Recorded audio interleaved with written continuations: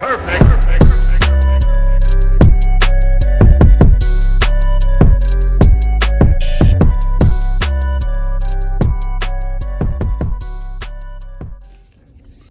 what's good YouTube? It's your boy Truth here, back at you guys with another video. But before I get into the content ahead, I would like to thank everybody that has subscribed to the channel. Also, those of you that have dropped comments in the comment section. It's been very therapeutical to have received some of your guys' comments. So with that being said, huge salute to you guys and much respect. I'm very grateful and very humbled to have you guys here and be a part of this channel. What I wanted to talk about in this video here is basically my journey in prison and what it's been like. So those of you that don't know, I went in when I was 19 years old and I didn't get out until I was 33. I ended up serving 13 and a half years in prison, and that was here in the state of Utah. And so when I first went out to prison, it was probably back in 2007. Yeah, it was 2007. I entered in prison. And when I went out there, I remember they had me sign a piece of paper asking me what they wanted me to do with my body if I was to die in that facility. At the time, I was thinking like, dang, man, like, am I really being asked this question? And sure enough, yes, that was a question that was being asked. So, you know, I had to think like, okay, well, I'll just have it released to my mom. Like, my mom, she's still alive. She's doing good. Those of you that don't know, that are new to the channel, my mom, she was stabbed 3 times and beaten. And she's still alive to this day, thankfully. Thank God, to be honest with you guys. I always feel like things happen for a reason in life. Everything has its purposes.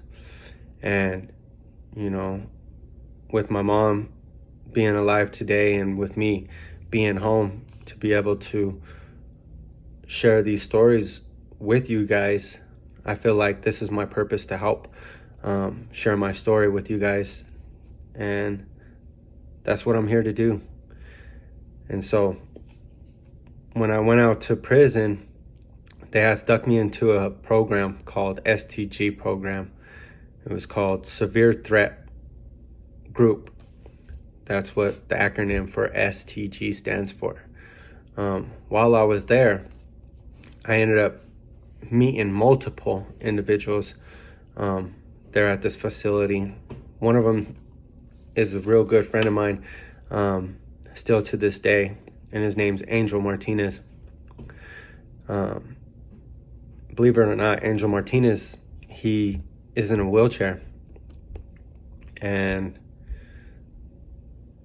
the homie, like, he was down, like he was down for even being in a wheelchair. Like he was an active gang member. And he was willing to do whatever it took to prove that he still was willing to do whatever to show that he was active. And I remember when I first met Angel, like, I think we were going to, I think it was either visiting or to medical. I want to say it was visiting though. But when I went out to prison, I had the acknowledgement that the guy that I had killed, he was from a gang too. And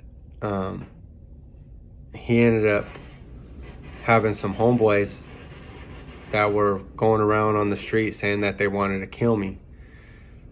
So I was like, well, if these dudes want to do that, you know, like, it got to be handled out here, like, because that's where I'm at. I'm out in prison, like, so we gotta find out where these guys are at and what they want to do, you know. But I mean, luckily for me, like, those guys didn't want anything like as far as like revenge or anything like that. At the end of the day, like the guy that I ended up killing, like he wasn't loyal to his gang at all. Like he ended up telling on his brother, his own brother, that was a part of his gang, and he ended up telling on like 5 other people and gave them all federal indictments. Like he sent his own brother to federal prison for 25 to life out there in the feds. But yeah, anyways, I kind of got off topic, but I remember like telling Angel, like, hey homie, like these dudes want to get at me, you know? And Angel, being already established in this prison, like he had been in this prison before me.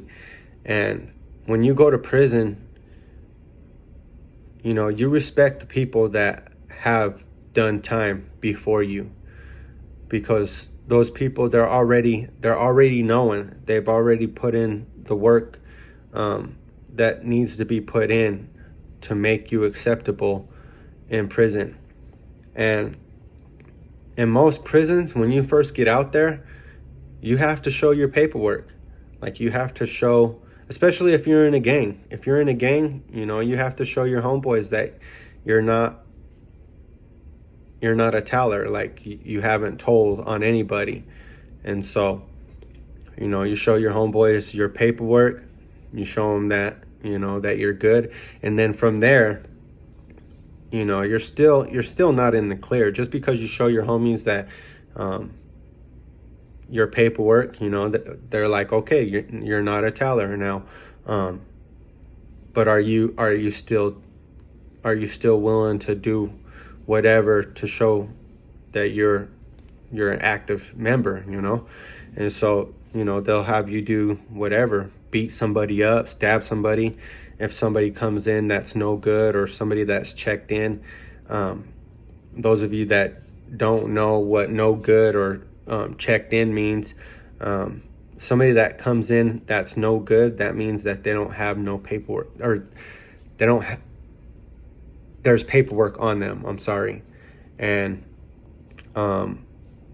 people that's checked in, sometimes the cops make a mistake and will put somebody that's checked in from another building, they'll bring them to your building, and not realizing that, you know, this person checked in from this gang, you know, sometimes they make mistakes like that, and they'll put them in your section. And so you gotta handle it, like either beat them up or stab them, get that person out of there. But that's the reality of how prison is. And I just remember telling Angel, like, hey, look, man, these dudes, they want to get at me. And he was like, well, F them, homie. You know, if they want to push that line, shit, let them, you know, shit. We got homies that are willing to have your back. And like we'll show them what's up, you know? And so from that day forward, like, Angel has always showed me love. Like, Angel has always showed me respect. And Angel, he ended up going to prison. I don't know what year. I can't remember, to be honest with you guys. But he ended up going to prison on a murder charge. And he had told me that somebody had owed him some money. And he went to go collect his money, and that individual didn't have his money. So, you know, Angel wanted his money. And if you're living on the streets, like, I wouldn't say living on the streets, but like you're living that street life, you know, you got to make sure you get your money. And if not, you know, there got to be, you can't just let nobody just not pay you. something got to happen, I should say.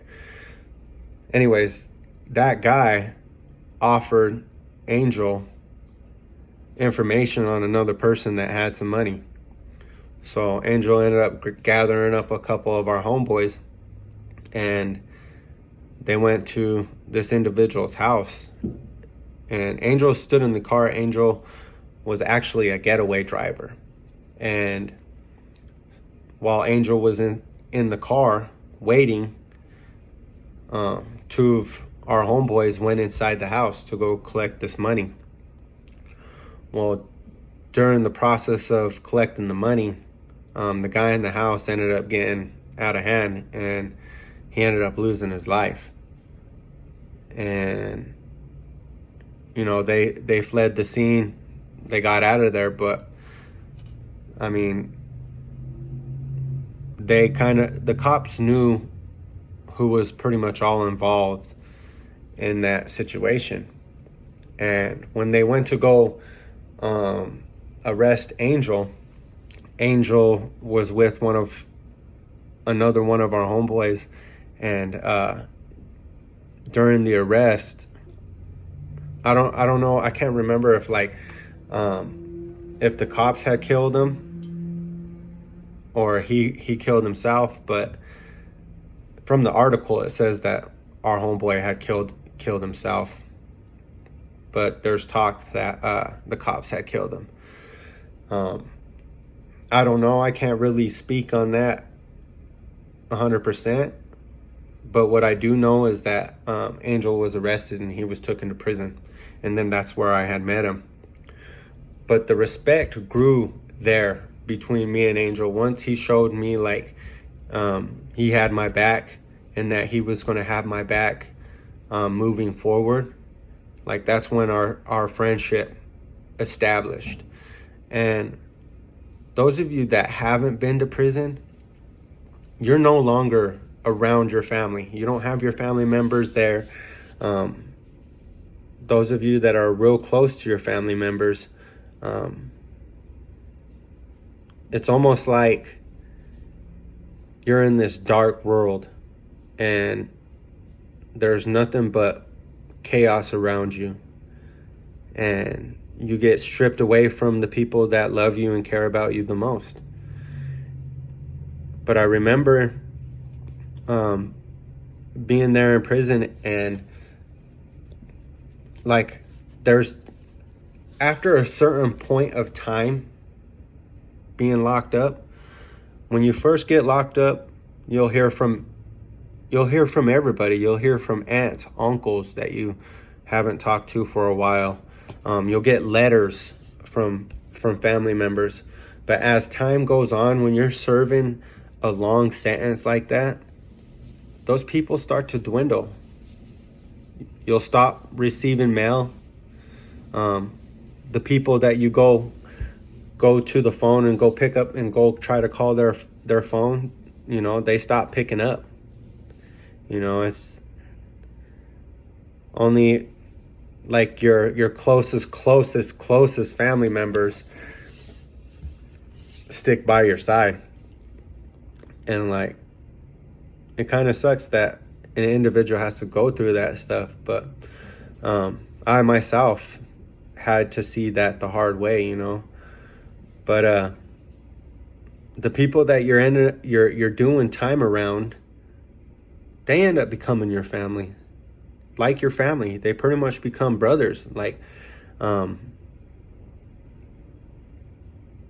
yeah, I would honestly say Angel's a real good homeboy of mine, and he's pretty much like a brother of mine. I could honestly say Angel is a brother.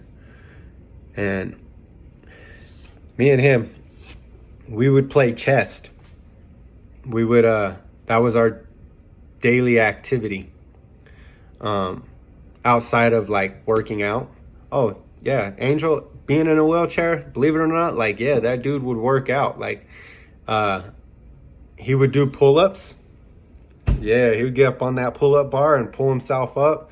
One of the homies me, I'll hold his legs while he'll do pull-ups.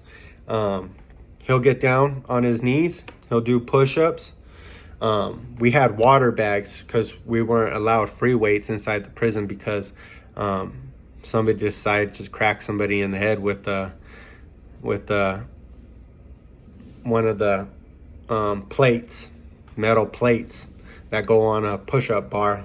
Ended up dropping on somebody's head. So they just like, the prison facility is like, nah, get them free weights out of there. Can't have them. They ended up doing crazy things with them, violent things, take them away from them. So what people would do was grab garbage bags and fill up water. They'll double the garbage bag. Like, they'll put one garbage bag in another garbage bag and then fill it up with water. And then they'll take, it's called a pin bag, but the pin bag is where you throw your dirty laundry in. But they'll get a brand new pin bag and that's never been used or anything, and they'll cut it up and then make a weight out of it. Like they'll make a handle and everything, so that way you could do curls with. And they'll measure it by ounces on how many pounds it is. But yeah, Angel would work out too. He would do curls and stuff like that. I'm gonna show you a few pictures of Angel right now. So this is my homie, and as you guys can see, he's in a wheelchair.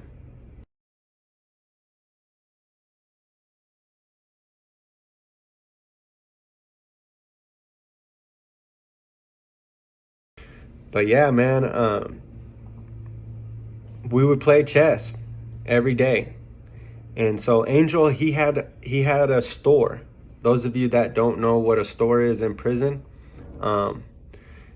it's where you purchase items off of commissary. And you take those items and you turn around and sell them to other people that maybe didn't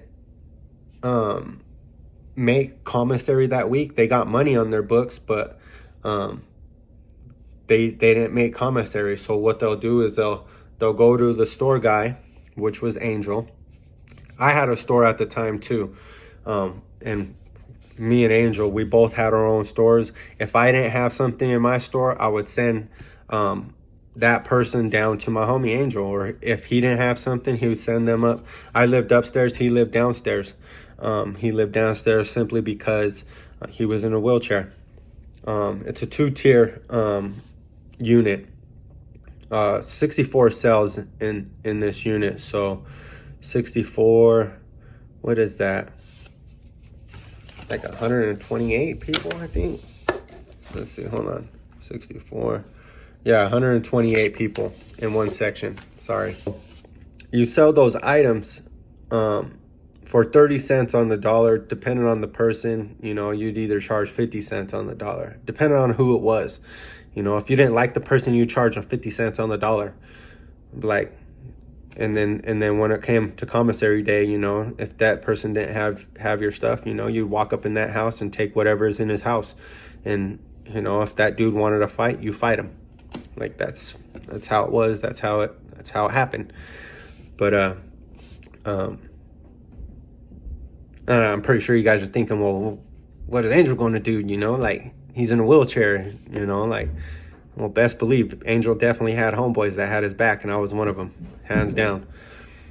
And nobody's going to pick on my homeboy just because he's in a wheelchair. Like, hell no, like, that ain't going to fly. But I remember one day, like, we were playing chess, and those of you that don't know, like, you guys don't really know me to the fullest. I ended up having a stepdad that raised me from 6 months old all the way up until I was 10. And my stepdad had passed away. He got hit by a train. Sad way to go out, but yeah, that's what happened. He got hit by a train and had part of the back of his head ripped out from the wooden track things. Yeah, it was pretty bad. But I was the last person to see him out of the family. that got to give him a hug and tell him that I loved him and to be safe. And he told me the exact same thing, you know. But at 10 years old, I lost somebody that was close to me. And that was a traumatic event that had took place in my life. And for me to cope with that, they used chess as a coping mechanism to help me preoccupy myself, to basically get my mind off of, you know, that traumatic event. But yeah, me and him, we would play chess to preoccupy our time while we were locked up. And we had a daily routine where I would bring 2 sodas down and he would bring 2 honey buns. So a honey bun for him and a honey bun for me, and I would bring a soda for him, and I would bring a soda for me, and we would alternate. So but yeah, it would be funny, like at the end of the night, be like, hey homie, like you wanna bring those honey buns down for tomorrow? I'm like, yeah, hell yeah, I got you, you know. And you know, we would just go downstairs and go clown around, just try to pass time, you know, talk about real life stuff that happened before us, leading into prison, things that happened in prison. But I remember one day in particular, Angel, he was like, hey homie, like, you see how active it gets in here? And I was like, hell yeah, I see how active it gets in here. Like, how can I not, you know? And he was like, hey, can I ask you for a favor, homie? And I was like, yeah, what's up? He was like, well, hey, look, like, I know I'm in this wheelchair. He goes, but I want to show you guys that that I'm still fully capable of doing something. He goes, but I need something of you. And I go, what's up, homie? Anything, you know? What do you need? And he goes, well, if we ever get into it with any of these fools in here, like, I'm gonna need you to knock somebody out. He goes, if you can't knock them out, he's like, I need you just to wrap them up. Just wrap your arms around them, wrap your legs around them, and take them to the ground. Like, boom, just take them to the ground and hold them there. Just use your strength, just hold them there and just wrap them up. And he's like, you know, if I see you wrap the dude up and I see that you're on the ground, he's like, I'll roll up, and he's like, I'll take this shank right here and I'll shank him. He's like, I want to prove to you guys too, like, I'm still with the neighborhood. Like, this is like, I got you guys just as much as you guys got me. And I was like, hell yeah, homie. Like, yeah, I could do that for you. Hell yeah, got you. You know, like, but at the end of the day, like, to be real with you guys, like, that's the world that I lived in, man. Like, I remember one day, like, one of my homies, he worked on the floor. And when you work on the floor, like, you have access to every section. So like kites, I don't know if you guys know what a kite is, but a kite is on a small piece of paper, and it's small writing, handwriting, small written note that will give you information on anything. It could be who owes this person money. It could even be like a hit on somebody, but they write it on a small piece of paper and, you know, pass it to the person that it needs to get passed to. But with the homie working on the floor, he had access to paintbrush rollers. And I'm going to show you a picture of a paintbrush roller right here. Now, my homie, he had brought in a paintbrush roller. Not Angel. My homie Saint. He brought in this paintbrush roller, and he slid it in under my door. And we were on lockdown at the time, and like, he had access to the janitor closet. in which they had that paintbrush roller. And as you guys can see, like there's metal all on the paintbrush roller, and the long bar that goes across that has the roller on it, we ended up breaking that off. And like, so it was kind of long and then like it curves down. Well, we ended up taking that part that curves down and wrap it. So I did anyways, I should say. I wrapped it with the sheet numerous times, like I cut up a sheet and like thin and probably like that thick with a razor blade, and just made like kind of like a rope out of it. And then I just wrapped it up until where it had a handle on it. And then I also made like a string that would cinch down on your hand. And then like, so when you pull it down, when you pull the string down, it will cinch it to your hand. So that way, like if you happen to get into a fight and you get knocked out, you know, the knife ain't just gonna go flying anywhere, you know, like it's gonna be stuck to your hand. Like it's gonna be, and that thing's long, like it's a long shank. And it literally took me months. It took me probably about 2 months, to be honest with you guys. Like I sat underneath my bunk bed and was just on the pavement, on the cement, just sitting there, just doing this at nighttime. And I remember there was this white boy, his name was Willie Whack. He was from a gang called SAW. SAW is, I think it's what was SAW? Silent Aryan Warrior, I think. Something like that. I can't remember, to be honest with you guys. And the white boys that are out there, please forgive me for bashing that. I can't remember, I can't remember. I know there's SAC and there's SAW.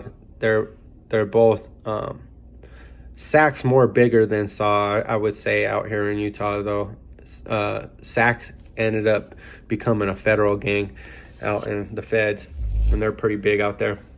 But I remember Willie Whack came up to me. He was like, "Hey, homie," he's like, "Is are you sharpening a shank up there or what, man?" He's like, I hear something every night, like from because he lived right underneath me.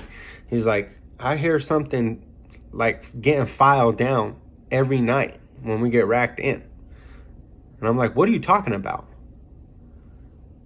Like, I didn't want him to, like, in our policy, like as being a gang member, like you're not supposed to tell anybody that you have that stuff.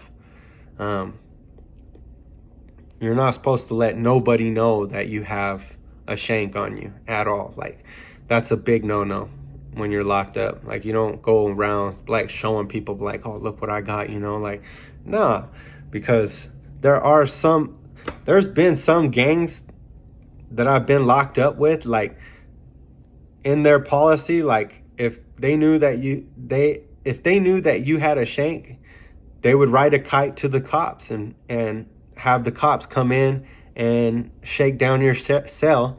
And if you get caught with a shank in prison, literally you're going to max. And max is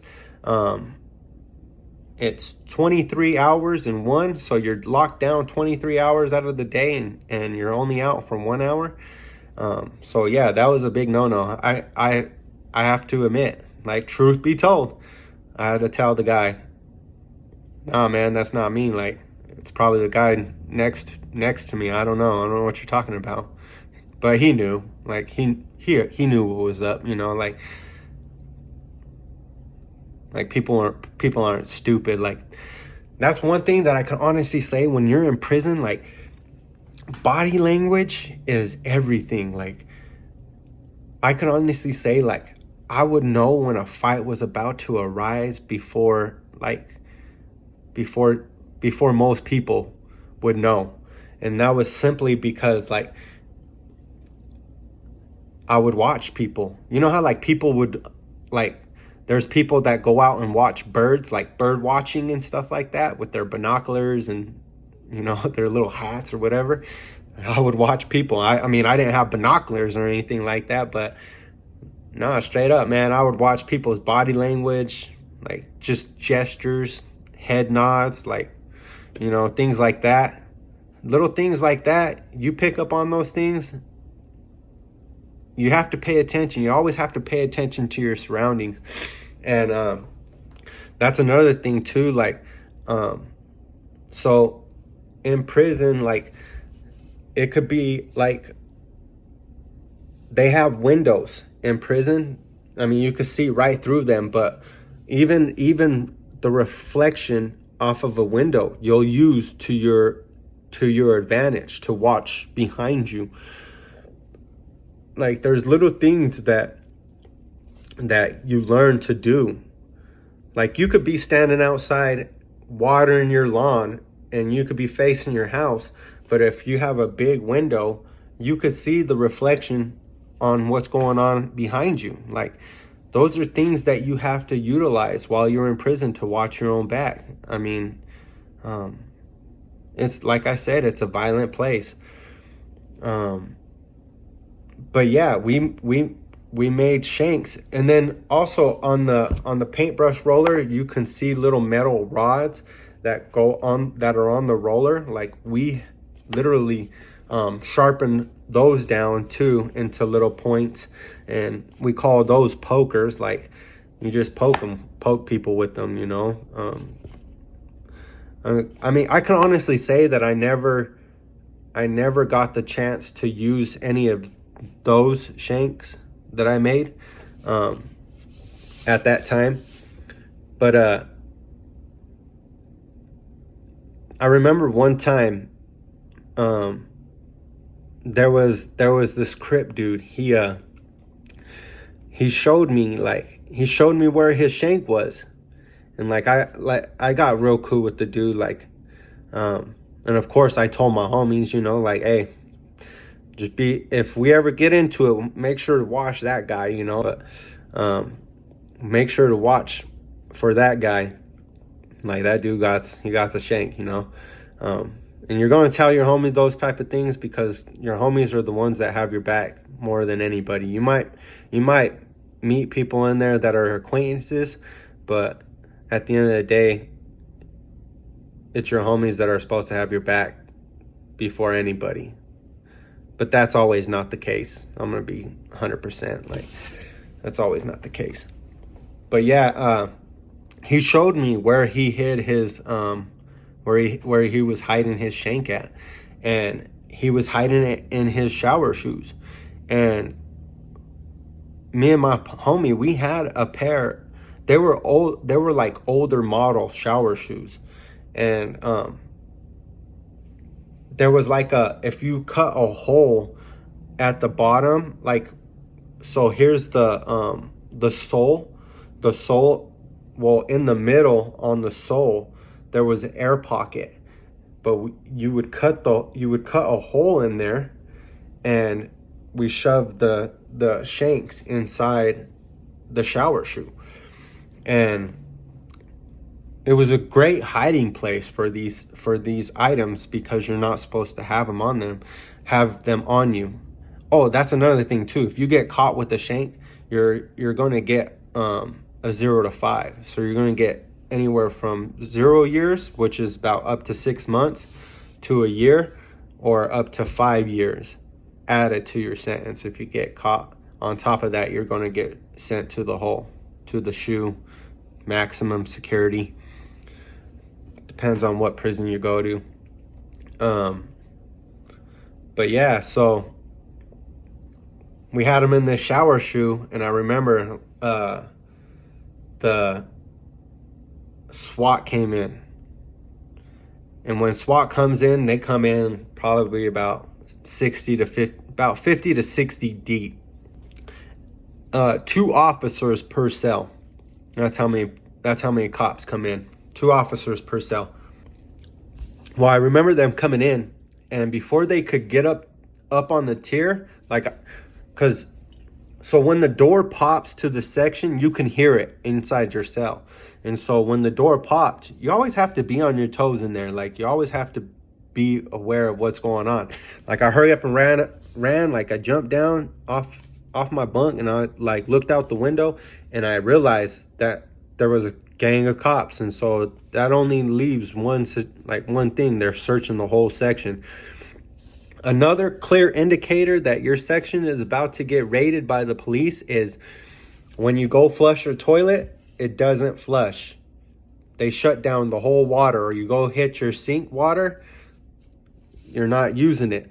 That's another sure sign that the cops are coming in. But yeah, I looked out my window, seen all those cops. I was like, hey, homie, like, where's the shower shoe, you know?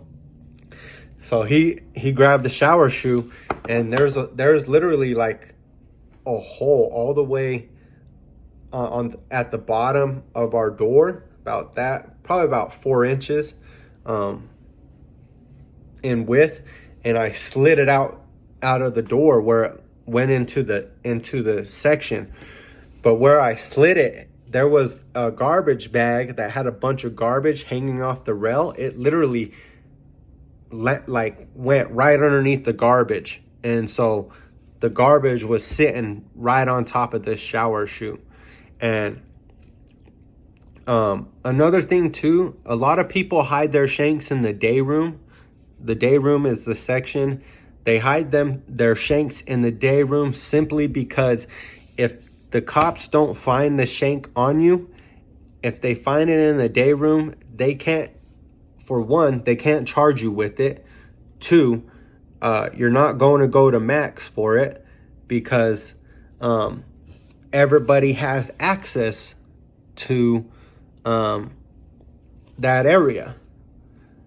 But if it's in your cell, you and your cellie are going to max, hands down. And it doesn't matter, even if you're like, oh, it's, hey, look, that shank's not his, it's mine. Nah, he's going to max with you. Like, both you guys had to have known that it was in here. So therefore both of you guys are going to go to max, and both of you guys will get charged with it, and we'll let the courts decide on whose it is and whose it's not. But yeah, that shower shoe went right underneath the garbage can, and they searched our cell. They searched the whole section. I even watched one cop like lift up that garbage bag and look at the shower shoe. Didn't even think twice about it, and like just left it alone. And then after that whole shakedown happened, like I remember like running up and grabbing the shower shoe and bringing it right back to the cell, because I mean, I didn't want anybody to have access to those things. Like those were things that we needed, and especially being in the STG program. But yeah, man, I wanted to say like I want to say thank you to everybody. Once again, I want to say thank you to everybody that has subscribed to the channel, and thank you to all of you that have made it this far in the video. I'm going to be bringing out some more content about prison, about my journey in jail.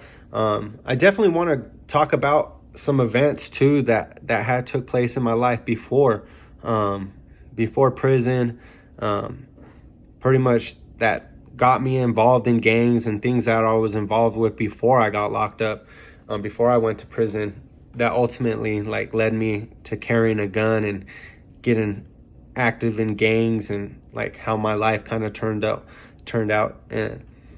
But like 100%, thank you guys. Real talk. Thank you guys for showing your guys' support. Thank you guys for your guys' positive feedback. And I hope those of you that are new to the channel, please hit that subscribe button, because it's helping the channel. You guys would be helping the channel, and I would be very grateful and humbled and appreciative if you guys do. But with that being said, I hope you guys enjoyed the video. Until next time, may God be with you guys, and peace out for now. be safe, stay off the streets, don't live that crazy life, you know. Do right, love your family, love your kids. That's all I can say. Peace out.